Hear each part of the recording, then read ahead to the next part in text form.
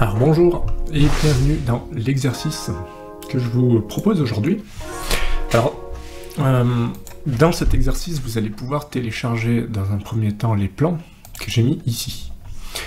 Le but, donc, juste après, ça va être de télécharger et de commencer à regarder déjà ces plans-là. D'accord? Et avec ces plans-là,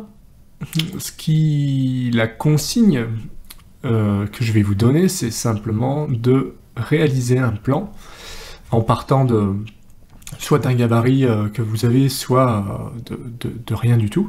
D'ailleurs, je vais quand même vous remettre le gabarit aussi à télécharger si vous le souhaitez. Vous allez pouvoir réaliser donc tout ça. Alors, on part évidemment du gabarit, on va pouvoir réaliser ce qu'on appelle mettre en référence externe. Donc, je vous ai mis les fichiers en DWG, en PDF, pour une visualisation rapide, mais moi, ce que je préconise, c'est d'insérer dans un premier temps les plans en référence externe. Comme ça, vous les mettez sur votre fichier, vous commencez à tracer votre R+1. Ensuite, même chose pour le R+2 pour les impacts. On verra un petit peu plus loin pourquoi. Mais en gros, comme on regarde en haut, eh bien on a besoin du plan du R+1 pour voir les murs.